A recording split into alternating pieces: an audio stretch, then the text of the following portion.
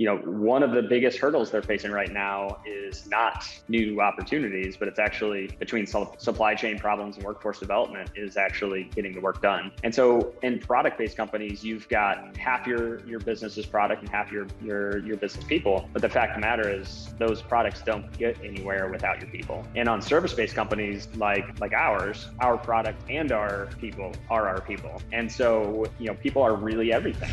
Welcome to Grow Think Tank. This is the one and only place where you will get insight from the founders and the CEOs of the fastest growing privately held companies. I am the host. My name is Gene Hammett. I help leaders and their teams navigate the defining moments of their growth. Are you ready to grow? Every company I know right now is looking for the best people for their company. And hiring the best people takes a strategy that starts way earlier than just putting together a job description. You want to make sure you have the right culture, the right leadership. You want to have the right values in place. There's so many things that have to align together for you to hire the best people that we're going to walk through that today. Our special guest is Derek Weber. He's co-founder of goBRANDgo, and they were on the Inc. list, and they really are someone to admire about what does it take to create a culture of people that are moving forward in alignment. We talk a lot about what alignment is today. We talk a lot about the core values. He shares his favorite interview question. I think you'll find it very interesting. It's probably not something you've heard before, and how he uses it inside hiring the best people. All of this to say, we're helping you become the best, the strongest company you can. And you want to make sure you're the leader that your team deserves. If you want to know what your next step is, you want to know how to improve, to be a more effective leader, then I've got a playbook for you. All you have to do is get on a phone call with me. I'll walk you through it, help you figure out what's the missing element, what's the blind spot that's keeping you from being the leader that you could be. And all this, I'd love to share with you for absolutely free. If you're a company that has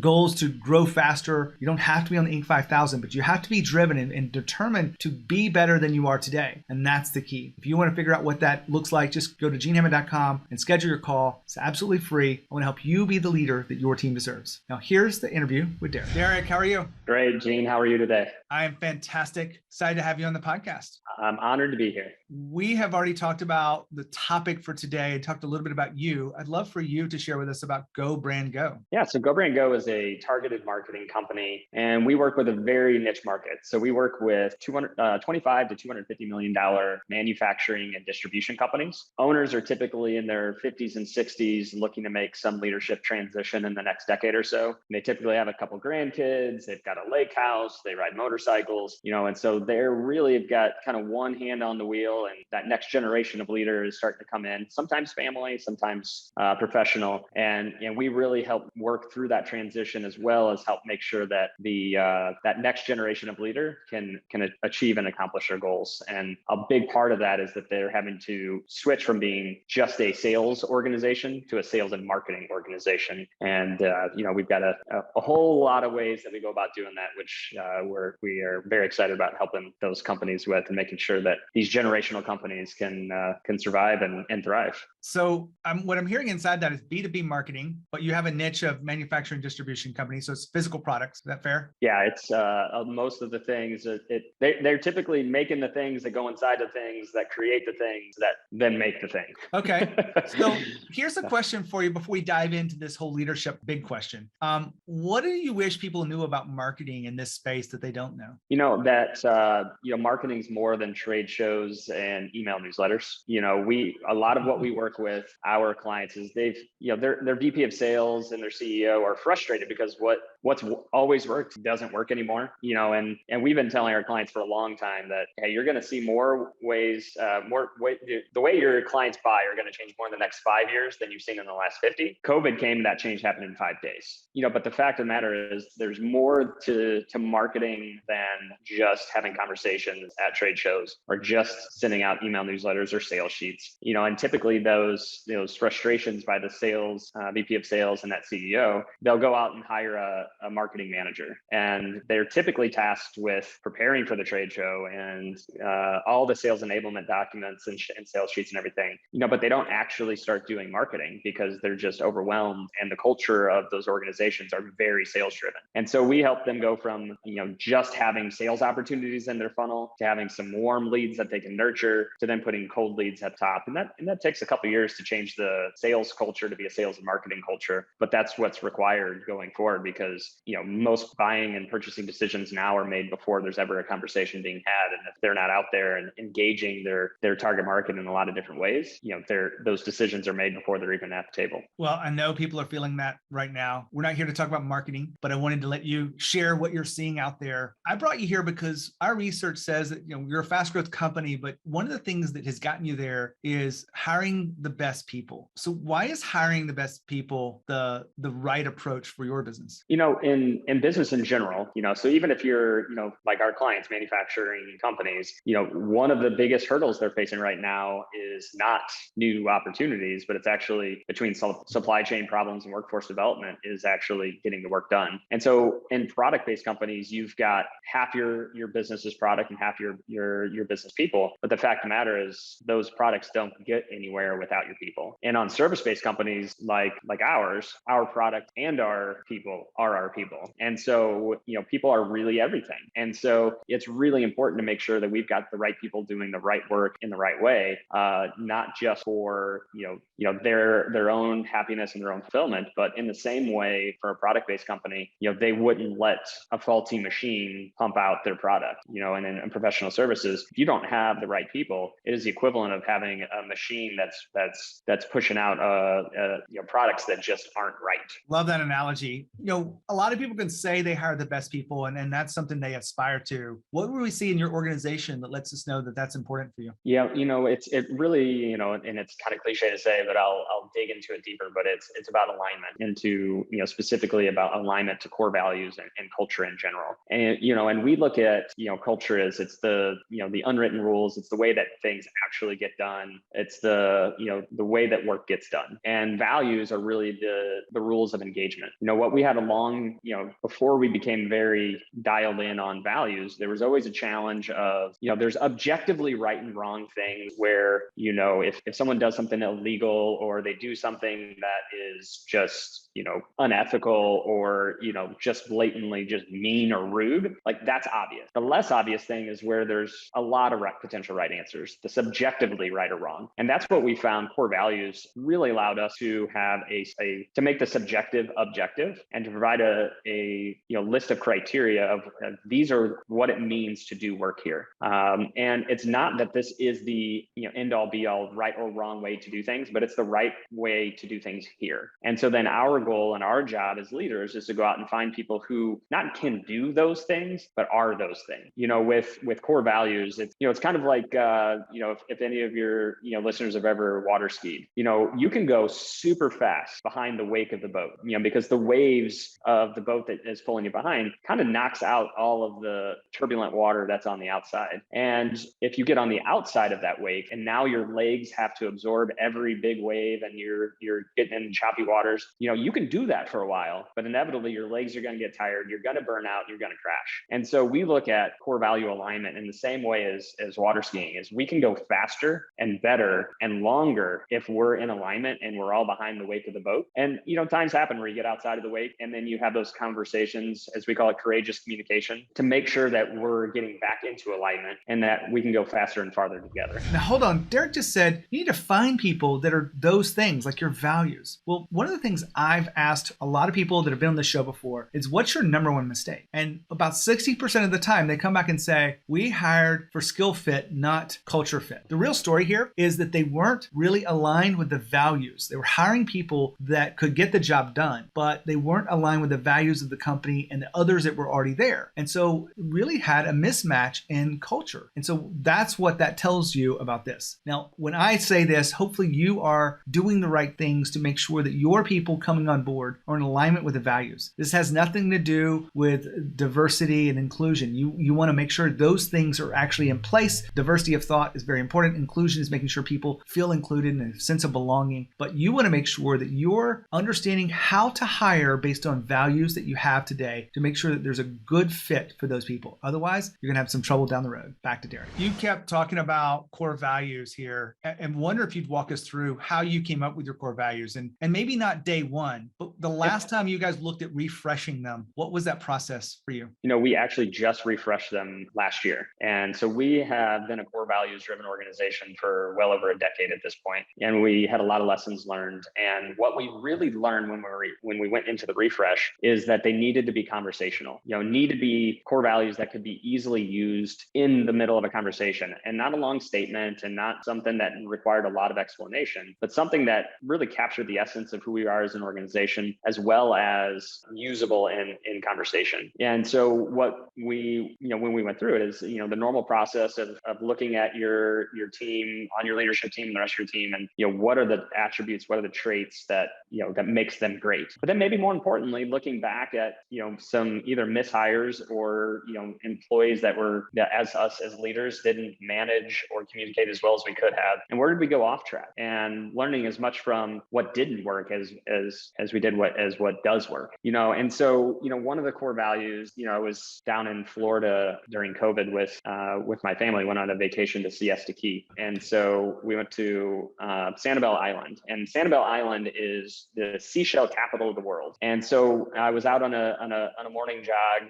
running along the ocean. It was, just reflecting and trying to really, gather some inspiration from nature, right? And so got to the end of the island, and there was a lighthouse, and I sat down, and next to me, there's just a mountain of seashells. And I picked up one little conch shell. And, conch shells are the ones that kind of spiral up and, almost I think it's in a Fibonacci sequence actually, but they spiral up. And it was this, maybe an inch tall. And the day before, we went with my family, and I was with my 8-year-old daughter, and we were looking at the world record largest conch shell, which was like 3.5 feet tall and probably 2 feet around. It was enormous. And so it really struck me. I was like, how in the heck does it go from an inch to 3 feet? And it made me think about, I remembered some animal had kind of traded up shells as it grew. And so, started doing a little research, and that wasn't the conch shell. So I didn't know if they leveled up like that, but that's actually a hermit crab. And so what hermit crabs actually do is once they grow and they get a little bit too big and a little bit too tight inside their shell, they actually leave their shell for a bigger one. And,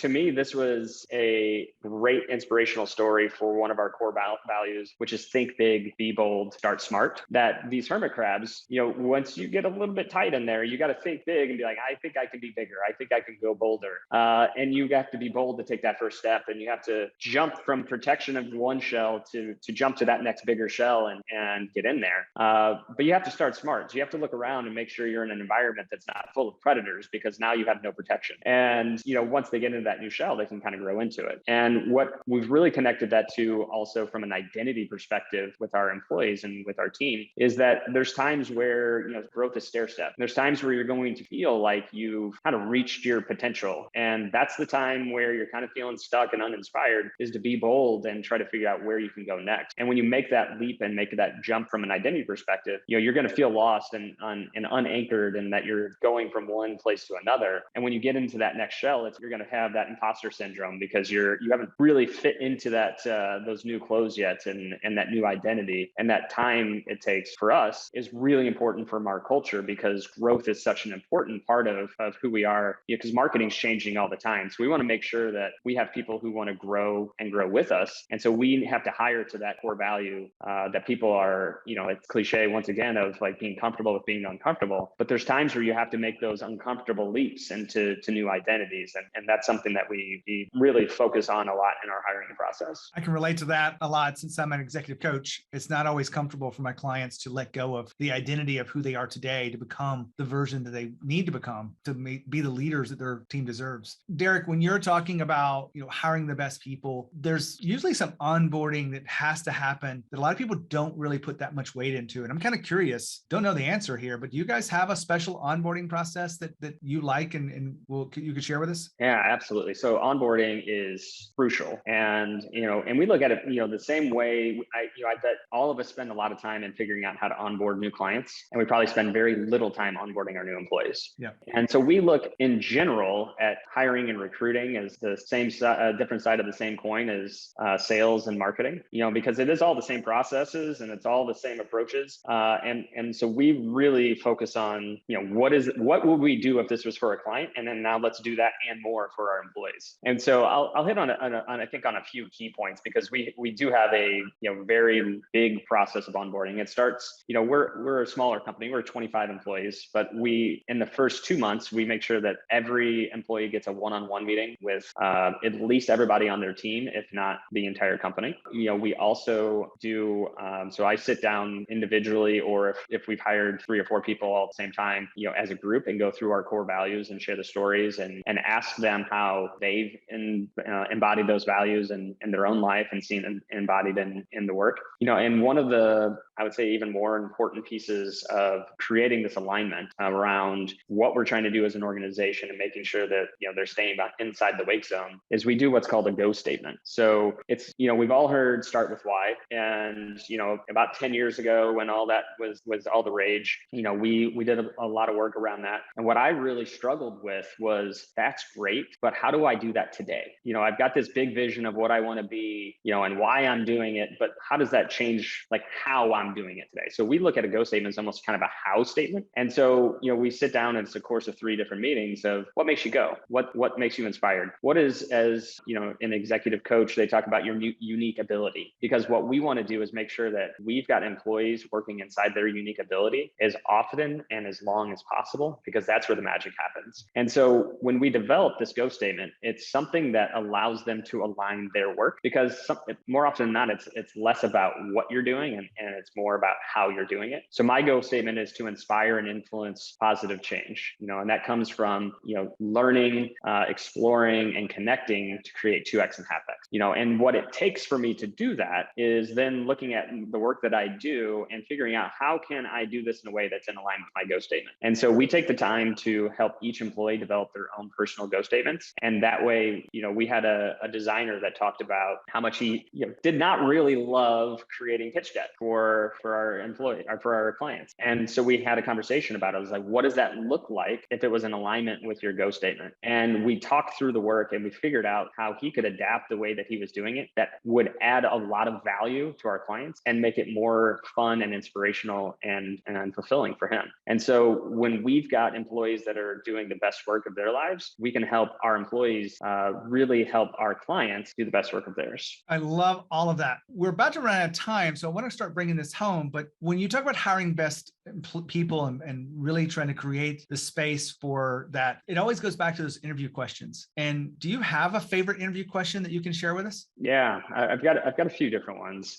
And I think, even getting into that, I think where a lot of people, and we used to also really miss the mark is starting to getting the right people into the interview. And, I think that starts with a job ad. People typically will put a job description out there and, and every job description more or less sounds the same. We spend a lot of time writing our job ad and making sure that we write it in a way that is talking to a person, because a lot of times job descriptions are very, generic and uses kind of flowery language or legal jargon. And so we look at it as like, if we were writing a letter to one human being, so we look at it as like, all right, what is it we're writing to a person? And we think about our demographic and we think about our psychographic, and we use Culture Index, which is a profiling tool that allows us to understand what type of human being are we looking for. And then we write that job ad to a person. And that has made a huge difference in the quality of the candidates that we get. And I think one of the pretty interesting questions I got this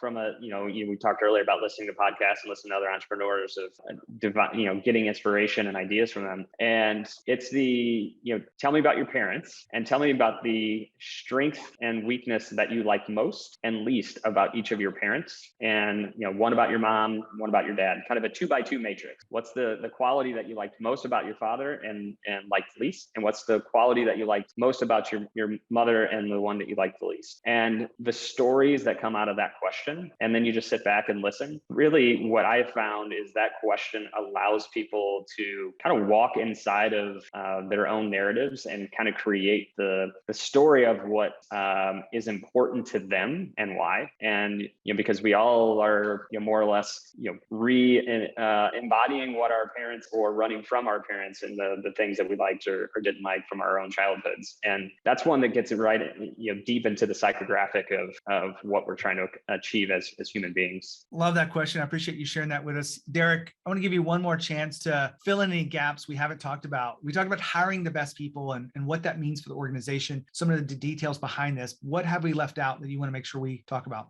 what I think it all comes back to is alignment, and anybody who has had back issues understands the power of alignment. And if you think about, I can remember when I was a sophomore in high school playing JV basketball, and I was going to save a ball to throw it back in bounds and look up and there's cheerleaders. I happened to dodge all of them, but I ended up 3 rows deep into the bleachers. And by the end of summer select baseball that year, I couldn't even tie my shoe. And, because my lower back was so messed up. And I fought off and on like lower back issues since then. And when you're out of alignment, when your back's out of alignment, everything is hard. All the way down to tying your shoes is difficult. But when your back is in alignment, you can be at your best and do your best. And the same way within an organization, if you don't have alignment and clarity with your team, if you don't have the certainty of intent and those power of values to really get people to get that clarity, everything is harder. And so what we've really done as a leadership team is spend as much time as possible looking inward and trying to make sure that we've got alignment around where we're going, why we're doing it, and what we can accomplish. And, I spend a lot of my time talking about the why and the what of our organization and really leave the how to the rest of the team. And as long as they've got the guardrails and the direction and they've got the rules of engagement, they continually blow me away with how awesome and creative and innovative they are within how they can achieve those goals. Now, Derek just talked about alignment. One of the things that I think people don't understand about alignment is it's not about everyone rowing together in the same direction. That is a cool analogy around this, but alignment is really more like a baseball team. Everyone knows their place, their role that they're playing, and they're playing it well. You want to make sure that you treat everyone individually. Everyone's got different skills, and everyone's really bringing something different to the organization. You want to make sure you're able to lead through that process. It's not about everyone doing the same thing when you say do it. It's about everyone in alignment together like a team. We've talked a lot about alignment inside of many of the episodes here. My job here is to help you as a leader to understand that having a core vision of the company that you communicate regularly is a critical element to alignment. But it's also the difficult conversations and coaching that's necessary when people get out of alignment. You want to make sure you have those skills in place to be the best leader you can be. Back to Derek. One final question, wrapping up, and you can make this short. What's your big tool or approach to overwhelmness that every CEO faces? So 2 years ago, I went to a Global Leadership Academy in Washington, D.C. There was 30 entrepreneurs from around the world that were invited. And it was probably the absolute best timing because, 3 months later, we got, plunged into COVID. And, 2 parts, the facilitator is a guy named Warren Rustand, who, I recommend your listeners look him up. He's kind of a Renaissance man, but he gave us, 3 principles and then a couple tools, and I'll leave you with that. The leadership principles that he left us with was that you have to have clarity of vision, certainty of intent, and the power of values. And if you have those 3 things, then you can get that alignment and clarity on leadership. And one of the tools that he had us use, which I've modified to my own style, that helps create that space and helps create the ability to see, is what he calls 10-10-10. So it's spending 10 minutes doing mindfulness, meditation, just kind of slowing everything down, 10 minutes of reading something inspirational, something educational, and then 10 minutes of journaling. And I've now done that for over 2 years. And it has, when I look back through my journal entries, so on my birthday now, I've made the tradition where I read the previous year, the whole year, and kind of catch back up and learn from the lessons from the previous year. That gave me the space to ask myself the questions and to work through and to get that clarity and that certainty, and to make sure that, just kind of slowed down my thinking a lot, and being able to process. And I'd say the one other thing that I'd leave you with is we started doing as a leadership team. So that would be an individual one. A team one is, we do the quarterly planning days, like, most of the EOS and Rockefeller habits and gravitas and all the best coaching methodologies recommend. But we actually added for our leadership team what we call design days, which is something where we take a full day a month just to work on the business. And, I can already hear your listeners, oh, I don't have time for that. You don't have time not to do that. The problems that the return on time, the problems that we solve, that we get proactive about, more than makes up for those 8 hours that we're in that room together, because we're solving problems before they even happen. And so instead of firefighting, we're actually proactively moving the ball forward. Beautiful. Derek, thank you for being here. I really appreciate all your wisdom. All right. right. I appreciate the time and keep up your great work. These are great lessons and great interviews to, help make the journey of entrepreneurship just a little bit easier and just a few smaller potholes along the way. So keep up the great work. I appreciate that. I love what I'm doing. And my recap on today's episode goes like this. If you are looking to hire the best people, it's something that you can do. And I think you really should be looking at this hard. Hiring the wrong person will cost you a lot of money. We didn't go into that today, but hiring the best people starts with, what kind of organization are we? Who are we bringing on board? Not about the skills that they have. All those are important in many roles. You want to make sure there's a culture fit. One of the big tools behind that is values. And Derek talked a lot about what you do with them and how you use them and how you refresh them and all the things that go with that, but also the onboarding piece. You don't want to skip this onboarding piece of bringing on the right people because you want them to go home and truly think, I made the right choice to work with this company, and that'll ride with them for a long time. Now, you got to keep it up. But really love this conversation. If you're thinking about what does it take for you to be the best leader you can be, make sure you check out some of the free content we have at genehammett.com. That's where I host everything. This podcast is hosted at Gene Hammett. And if you want to schedule a call with me because you want to cue into exactly what it takes for you to be the best leader, make sure you go to genehammett.com and schedule your call today. It's absolutely free. I want to help you be the best leader that your team deserves. As always, lead with courage. We'll see you next time.